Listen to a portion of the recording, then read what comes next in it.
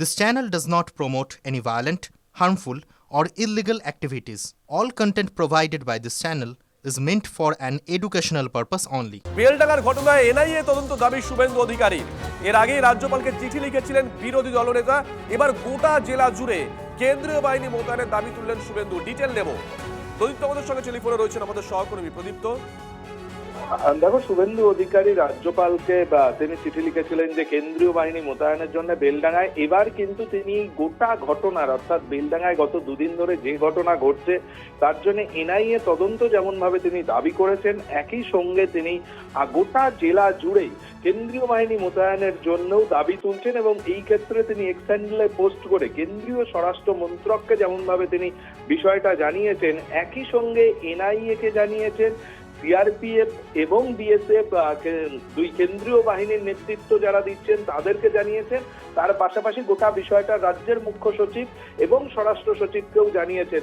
তার বক্তব্য, যেভাবে পুলিশ নীরব দর্শকের ভূমিকা পালন করছে এবং দেশ বিরোধী শক্তি এই বেলডাঙ্গায় যে অশান্তি চলছে, মুর্শিদাবাদে যে অশান্তি চলছে তার সঙ্গে জড়িয়ে রয়েছে এবং সে কারণেই এনআইএ তদন্তের প্রয়োজন রয়েছে এবং পুলিশের নীরবতার জন্যই কেন্দ্রীয় বাহিনী মোতায়েনের দাবি তিনি তুলছেন। তার কারণ, তার বক্তব্য, গত বছর এপ্রিল মাসে ওয়াকফ বিরোধী যে আন্দোলন তৈরি হয়েছিল সেখানেও যেভাবে মুর্শিদাবাদে আগুন জ্বলেছিল পুলিশের নীরবতার জন্যই, সেই কারণেই বর্তমান পরিস্থিতির সঙ্গে সেই ঘটনাকে তিনি তুলনা করছেন এবং তুলনা করে সেই সময় যেভাবে কেন্দ্রীয় বাহিনী মোতায়েন করা হয়েছিল হাইকোর্টের অর্ডারে, সেই নির্দেশের কথাই কিন্তু আরো একবার সামনে আনলেন। এখন দেখার বিষয় যে সত্যি এনআইএ তদন্ত হয় কিনা।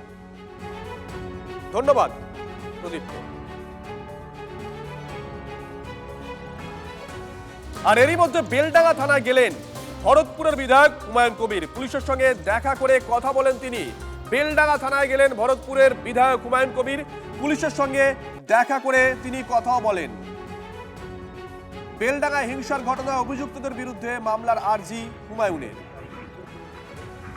কৌশিক আমাদের সঙ্গে রয়েছেন। কৌশিক, দেখো, বেলডাঙ্গা হুমায়ুন কবিরের মোটামুটি একটা সংগঠন সেখানে রয়েছে। ইনফ্যাক্ট 26-এর নির্বাচনে তিনি সেখান থেকে দাঁড়াচ্ছেন, ঘোষণা করে দিয়েছেন।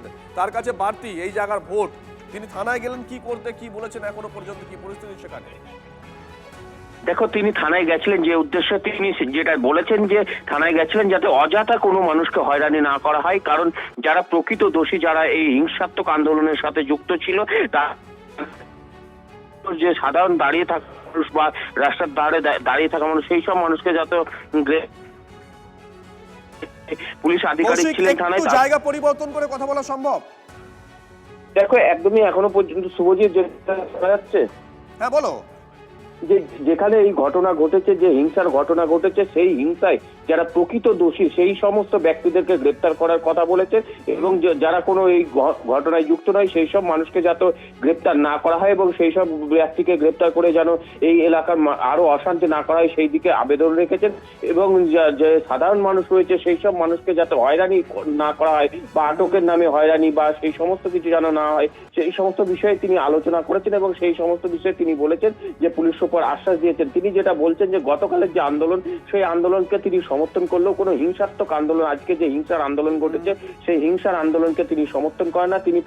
তিনি যেটা দাবি করেছেন, সকালে সরিয়েছেন আন্দোলনকারীদের, কিন্তু কেউ বা কারা সেখানে সেই হিংসাত্মক আন্দোলন করেছিল। তবে এই ঘটনায় যারা হিংসা ঘটিয়েছে যাদেরকে গ্রেপ্তার করা হয়েছে তারা উপযুক্ত শাস্তি পাবে বলে তিনি এখনো পর্যন্ত তিনি এই মন্তব্য করেছেন। কৌশিক, তোমার কাছে আবারও আসবো, তবে তার আগে হুমায়ুন কবির কি বলেছেন শোনাই দর্শকদের। अलाउद्दीन का जो खून हो गया 2 दिन पहले झारखंड में, इसके बारे में कल जो 4-5 घंटा तक के जो रोड ब्लॉकेट हुआ, इनको आज अचानक फिर जो हुआ वो नहीं होना चाहिए। 20 मिनट तक मैंने उनको समझाने का कोशिश किया, लेकिन मेरा भी बात नहीं सुनना चाहता। पुलिस को यही बोला जो 30 आदमी को डिटेन करा, तो जो वो घटना में जुड़ा हुआ है ये वो आइन तोड़ा, उनको ही खिलाफ कार्रवाई करना चाहिए। कोई बिना कोई आदमी को विरोध कोई कार्रवाई नहीं होना चाहिए। আর এরই মধ্যে বেলডাঙ্গা হিংসার ঘটনায় গ্রেপ্তার একজন মিম নেতা মতিউর রহমানের বিরুদ্ধে হামলায় নেতৃত্ব দেওয়ার অভিযোগ। আজ বেলডাঙ্গার বিক্ষোভস্থল থেকে মতিউর রহমানকে গ্রেপ্তার করে পুলিশ। তার বিরুদ্ধে ঠিক কি অভিযোগ, এখনো পর্যন্ত কি কি ধারা দেওয়া হয়েছে, ডিটেল নেব কৌশিকের কাছ থেকে। কৌশিক, দেখো, এই মতিউর রহমান কিন্তু এর আগেও অনেক হিংসার সঙ্গে যুক্ত ছিল এবং এই মতিউর রহমান কিন্তু এই হিংসার আন্দোলনের যে ভাঙচুর বা হিংসার আন্দোলন, সেই আন্দোলনে তিনি নেতৃত্ব দিয়েছেন এবং সেই ঘটনায় কিন্তু তাকে গ্রেপ্তার করা হয়েছে।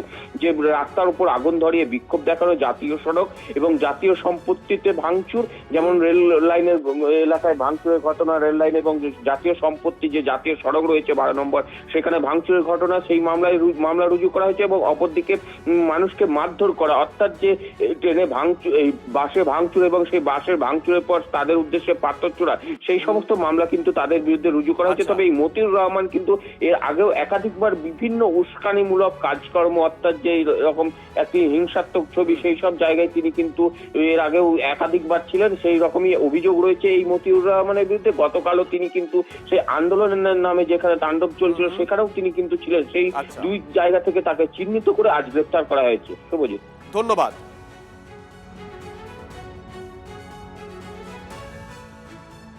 আমি কিছু সোশ্যাল মিডিয়া থেকে আমরা পেলাম কি he was involve on that attack, ও মবকে লিড করেছিল মতিউর রহমান। তো আজকে ওকে ধরা হয়েছে। আজকে ঝামেলার মধ্যে ও ছিল বারোয়া মোড়ে, আজকে ওকে তোলা হলো। আর এছাড়াও ওর 3 জনকে আমরা যে অনেকটা সোশ্যাল মিডিয়া বাইটগুলো সার্কুলেট করছি, ওখান থেকে ওর 3 জনকে আইডেন্টিফাই করেছি যে কালকে ওই ঘটনার মধ্যে ছিল। আজকেও ছিল সেম বর্মা স্পটে, লেকিন কালকে কিছু করেনি। আজকে যখন মেরেছে, যখন ভিডিও আমরা পেলাম, তখন আমরা যখন কম্পেয়ার করলাম তো উই ফাউন্ড কি এরা ছিল। তো এই 4 জনকে আমরা অ্যারেস্ট করে ও পার্টিকুলার কেসে আমরা পাঠাবো, যে জার্নালিস্ট ইঞ্জুরি যে কেস আছে কালকে। এছাড়া বাকি টোটাল যে 30 জন আছে, 30 জন মধ্যে আমরা এখন যে ডিফারেন্ট মিডিয়া দেখে আমার যে ক্রাইম টিম আছে, সাইবার টিম আছে, ও ম্যাচ করছে কি সবের আগেনস্ট কোথায় কোথায় কোন ভিডিওতে এভিডেন্স আছে, এই ভিডিওতে দেখা যাচ্ছে একে ভাঙচুর করতে, এইসব এরকম করে আমরা করছি। টোটাল 30 জনকে যে তুললাম, ওকে কেস ভেরিফাই করে আমরা কোর্টে পাঠাবো। প্রতিবাদের নামে গুন্ডামি বেলডাঙায়, জাতীয় সড়ক রেল লাইন অবরোধ, দুর্বৃত্তদের ভাঙচুর চলল লেভেল ক্রসিং বাস হোটেলে। তাণ্ডবের 2 দিনের মাথায় অবশেষে অ্যাকশনে নামলো পুলিশ। তাণ্ডবের পিছনে কারা? স্থানীয় কেউ নাকি বহিরাগতরা? এটাই তো কোটি টাকার প্রশ্ন।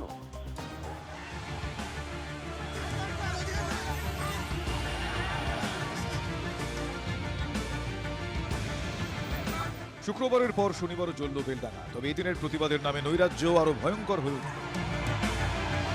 ঝাড়খণ্ডে পরিযায়ী শ্রমিককে খুনের অভিযোগ ঘিরে শুক্রবার পথে নামেন স্থানীয়রা। জাতীয় সড়ক থেকে রেললাইন অবরোধ রাখেন তারা। চরম ভোগান্তির শিকার হতে হয় সাধারণ মানুষকে। দাঁড়িয়ে দাঁড়িয়ে দেখছিল পুলিশ। শনিবার আবারও বিহারে মুর্শিদাবাদের এক পরিযায়ী শ্রমিককে মারধরের অভিযোগ ওঠে। আমার জানতে হারিয়ে যাওয়ার 2 লক্ষ টাকা দিয়ে চাকরি দিবে, তাই তো? তাহলে আমার যে এইটাই আবেদন আর এইটাই দাবি যে এই বাঙালি যে বিহারি আছে, উড়িয়া আছে, তারা 1 কোটিরও বেশি আছে। আমরা তো 30,000 40,000 আছি। তাদেরকে তাড়ি দেখ। আমরা বাঙালিরা বাংলায় করে খাবো। আমরা বাংলায় শ্রমিকের ব্যবসা করবো। আমরা যাবো না বিহারে। তার প্রতিবাদে বেলডাঙ্গার বড়ুয়া মোড়ে 12 নম্বর জাতীয় সড়ক অবরোধ করে বিক্ষোভ। আগুন জ্বলল আর অগ্নিগর্ভ হলো পরিস্থিতি। চলল রীতিমতো তাণ্ডব, ভাঙা হলো লেভেল ক্রসিং, স্তব্ধ হয়ে যায় ট্রেন চলাচল। আমাদের সব বন্ধ করা আছে তো, ভয়ে আতঙ্কে হয়তো হতেই থাকবে, কিছুদিন ধরে হতেই থাকবে। এরকম একটা ক্যাম্প আপাতত বেলডাঙ্গাতে দীর্ঘদিনের জন্য কিছুদিন থাকা দরকার আছে, যেহেতু ছোট ছোট ব্যবসাদার আমরা সবাই কষ্ট করে এখানে ব্যবসা করে মানুষ দিন যাপন করে। এতক্ষণ পুলিশ ছিল না, আমরা দোকান বন্ধ করে দাঁড়িয়েছিলাম। 2 দিন ধরে চলা তাণ্ডবে শনিবারে চোখ খোলে পুলিশের। অবশেষে রাস্তায় নামে পুলিশ বাহিনী। লাঠি চার্জ করে পরিস্থিতি নিয়ন্ত্রণে আনার চেষ্টা করে পুলিশ। চলে রুট মার্চ। নম্বর জাতীয় সড়ক বড়ুয়া মোড়, সেই এলাকা এই প্রথমে তাদেরকে সরিয়ে দেওয়া হয়। এরপর যে রেল লাইন রয়েছে, সেই রেল লাইনের উপর যারা জমায়েত ছিল, সেই সমস্ত অবরোধকারী যারা আন্দোলনকারী, তাদেরকে সরিয়ে দেওয়া হয় এবং লাঠিচার্জ করা হয়। সব মিলিয়ে যে আন্দোলনের নামে এক কথায় তাণ্ডব, সেই তাণ্ডবের শেষমেশ অ্যাকশন মোডে পুলিশ। কিন্তু কারা তাণ্ডব চালালো বেলডাঙ্গায়? তারা কি স্থানীয় নাকি তাণ্ডবের নেপথ্যে বহিরাগতরা? পরিযায়ী শ্রমিক থেকে কি ইস্যুটা অন্যদিকে নিয়ে যাওয়ার চেষ্টা হচ্ছে যারা আন্দোলন করছে? देखिए, কালকে পরিযায়ী শ্রমিক ইস্যু ছিল ডেফিনেটলি, লেকিন আজকে পরিযায়ী শ্রমিক বলে ইস্যু শুরু হয়েছিল, লেকিন ও খালি ওখানে ভায়োলেন্স করারই আলটিমেটলি চেষ্টা ছিল। পুলিশ খুব সুন্দরভাবে কন্ট্রোল করেছে। বেলডাঙ্গায় পরপর 2 দিন মার খেতে হলো সাংবাদিকদের, তাও আবার পুলিশের সামনে। কৌশিক ঘোষের রিপোর্ট, TV9 বাংলা। ছবিটা কি ছিল? ছবিটা ছিল প্রতিবাদের নামে তাণ্ডব, প্রতিবাদের নামে ইট বৃষ্টি। বেলডাঙার হিংসার আগুনে তপ্ত রাজ্য রাজনীতি। মালদার সভা থেকে প্রধানমন্ত্রী নরেন্দ্র মোদীর নিশানা তৃণমূল কংগ্রেস। হিংসায় বিজেপির ইন্ধনের অভিযোগ করছেন অভিষেক বন্দ্যোপাধ্যায়। নাম না করে মুর্শিদাবাদের বেতাজ বাদশাহ অধীর চৌধুরীকেও নিশানা করেন অভিষেক। পাল্টা দিয়েছেন অধীর। कल ही देखा है एक महिला पत्रकार के साथ टीएमसी के गुंडों ने कितनी अभद्रता की है। এই যে ঘটনাটা ঘটছে এর ইন্ধন দিচ্ছে বিজেপির বাবুরা, আর একটা নতুন গদ্দার তৈরি হয়েছে এই মাটিতে।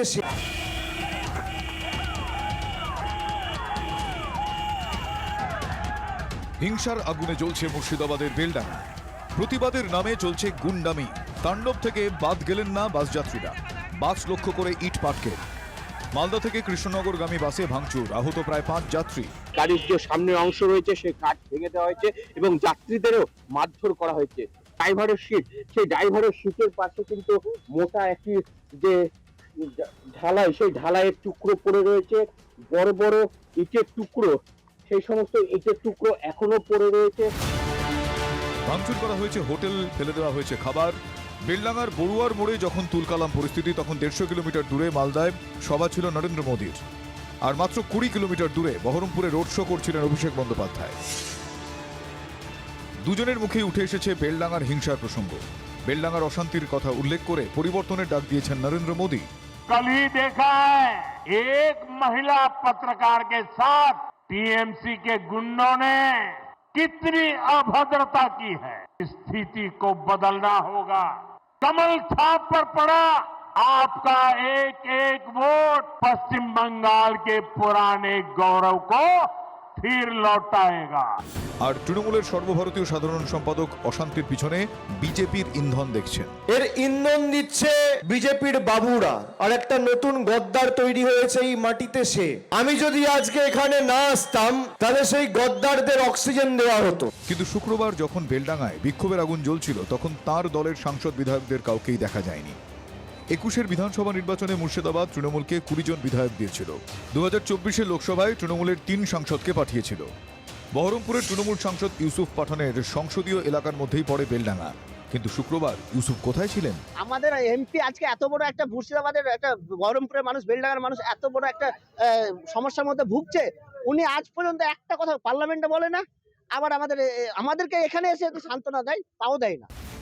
শনিবার কিন্তু তাদের প্রায় সবাইকেই দেখা গেল বহরমপুরে অভিষেক বন্দ্যোপাধ্যায়ের রোড শোতে, সঙ্গে ইউসুফ পাঠানও। অথচ 24-এর লোকসভা ভোটে ইউসুফের কাছে হেরে যাওয়া বহরমপুরের 25 বছরের কংগ্রেস সাংসদ অধীর রঞ্জন চৌধুরী শুক্রবার বিক্ষোভকারীদের শান্ত করতে এলাকায় গিয়েছিলেন।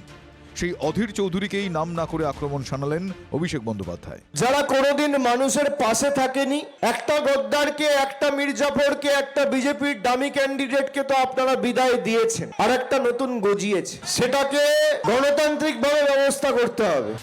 পরিযায়ী শ্রমিকদের উপর হামলার প্রতিবাদে ফারাক্কায় কংগ্রেসের সভা থেকে পাল্টা দিলেন অধীর রঞ্জন চৌধুরী।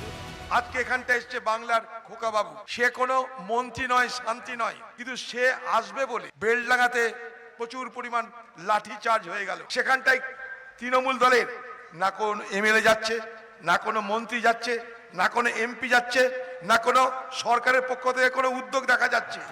বেলডাঙ্গার বিক্ষোভের আগুনের গনগনে আঁচে ক্রমশ তপ্ত হচ্ছে বঙ্গ রাজনীতি।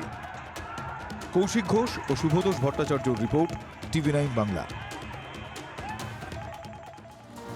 এদিকে এরই মধ্যে ভোটমুখী বাংলায় ফের আলোচনার কেন্দ্র সিঙ্গুর।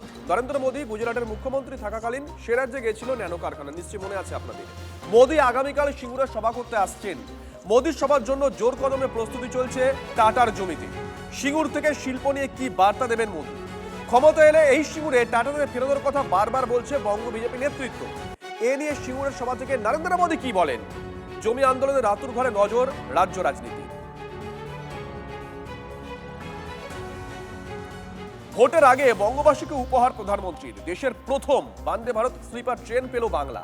হাওড়া থেকে গুয়াহাটি বন্দে ভারত স্লিপারের উদ্বোধন করলেন নরেন্দ্র মোদী। মালদা টাউন স্টেশন থেকে নতুন এই ট্রেনের উদ্বোধন করলেন প্রধানমন্ত্রী। বাংলার মাটিতে ভারতীয় রেলের নতুন মাইলস্টোন। শুরু হয়ে গেল দেশের প্রথম semi high speed Vande Bharat sleeper train. Maldah town station থেকে প্রিমিয়াম ট্রেনের ফ্ল্যাগ অফ করেন প্রধানমন্ত্রী। वंदे भारत स्लीपर ट्रेन तेज रफ्तार है, और हम सभी के लिए खुशी की बात है कि देश की पहली वंदे भारत स्लीपर ट्रेन जिस राज्य से शुरू हो रही है वो हमारा बंगाल है। প্রথম দিন মালদহ থেকে কামাখ্যার দিকে ছুটলেও বৃহস্পতিবার বাদে সপ্তাহে 6 দিনই হাওড়া থেকে গুয়াহাটি চলবে বন্দে ভারত স্লিপার। সুপার লাক্সারি এই ট্রেন সফরে মাত্র 14 ঘন্টায় হাওড়া থেকে গুয়াহাটি পৌঁছতে পারবেন যাত্রীরা। হাওড়া থেকে ট্রেন ছাড়বে সন্ধ্যে 6টা 20, কামাখ্যা পৌঁছবে পরদিন সকাল 8টা 20-তে। কামাখ্যা থেকে ট্রেন ছাড়বে সন্ধ্যে 6টা 15, হাওড়ায় বন্দে ভারত স্লিপার পৌঁছবে পরদিন সকাল 8টা 15-এ। অত্যাধুনিক এই ট্রেনে চড়তে গেলে কত টাকা পড়বে টিকিটের দাম দেখে নিন বন্দে ভারত স্লিপারের ভাড়ার তালিকা। বন্দে ভারত স্লিপারের এসি 3 টিয়ারের ভাড়া 960 টাকা, এসি 2 টিয়ারের ভাড়া 1240 টাকা, এসি ফার্স্ট ক্লাসের ভাড়া 1520 টাকা। সব ক্ষেত্রেই টিকিটের সঙ্গে যোগ হবে 5% কর। যাত্রী স্বাচ্ছন্দ্যের পাশাপাশি অগ্রাধিকার দেওয়া হয়েছে ট্রেনের সুরক্ষা ব্যবস্থাকেও। ব্যবহার করা হয়েছে অ্যান্টি কলিশন প্রযুক্তি, রয়েছে কবচের আপগ্রেড ভার্সন, প্রতি কোচে রয়েছে সেন্সর ও সিসিটিভি। ট্রেনের কর্মীদের সঙ্গে যোগাযোগের জন্য রয়েছে টক ব্যাক ইউনিট। অত্যাধুনিক ট্রেনে চড়তে পেরে উচ্ছ্বসিত যাত্রীরা। অভিজ্ঞতা ভীষণ ভালো, ভীষণ আনন্দ হচ্ছে এবং মোদিজিকে অসংখ্য ধন্যবাদ আমাদের মালদাতে এরকম একটা প্রকল্প চালু করার জন্য। খুব ভালো, খুব খুশি আমরা সবাই। শুধু যাত্রী স্বাচ্ছন্দ্যই নয়, পোষ্যদের জন্যও বন্দে ভারত স্লিপারে রয়েছে বিশেষ ব্যবস্থা। পোষ্যদের জন্য রয়েছে নির্দিষ্ট খাঁচা, রয়েছে জল ও খাবার দেওয়ার ব্যবস্থাও। দেশের প্রথম স্লিপার বন্দে ভারতে থাকছে না কোনো ভিআইপি বা জরুরি কোটা। এখনও কোনো আরএসি বা ওয়েটিং লিস্টে টিকিট দেওয়া হবে না বলে সূত্রের খবর। শুধুমাত্র সংরক্ষিত এবং নিশ্চিত আসনেরই টিকিট দেওয়া হবে। তবে আসন সংরক্ষণে মহিলা, বিশেষভাবে সক্ষম, প্রবীণ নাগরিক ও রেলওয়ে কর্মীদের জন্য কোটা থাকবে। স্বপ্নের দৌড় শুরু করলো স্লিপার বন্দে ভারত এক্সপ্রেস। রেলমন্ত্রী অশ্বিনী বৈষ্ণব এবং প্রধানমন্ত্রী নরেন্দ্র মোদীর স্বপ্ন যে দেখেছিলেন স্লিপার বন্দে ভারতের, তার সূচনা হলো এই পশ্চিমবঙ্গ দিয়েই। কারণ ভারতের মধ্যে প্রথম এই স্লিপার বন্দে ভারত শুরু হলো পশ্চিমবঙ্গ থেকে গুয়াহাটি পর্যন্তই। ক্যামেরায় অর্ঘ চট্টোপাধ্যায়ের সঙ্গে Sayanta Bhattacharya, TV9 Bangla, sleeper Vande Bharat express থেকে। তামিলনাড়ুতে রাজমিস্ত্রির কাজ করতে গিয়ে দুর্ঘটনা, মৃত্যু 3 জন পরিযায়ী শ্রমিকের। সুতি ও শামসেরগঞ্জের বাসিন্দা ওই 3 জন শ্রমিক ভিতের পিলার বাঁধার কাজে নেমেছিলেন 3 জন। আচমকাই মাটি ধসে গিয়ে চাপা পড়ে যান 3 জন। তড়িঘড়ি উদ্ধার করে হাসপাতালে নিয়ে গেলে শ্রমিকদের মৃত বলে ঘোষণা করেন চিকিৎসকরা।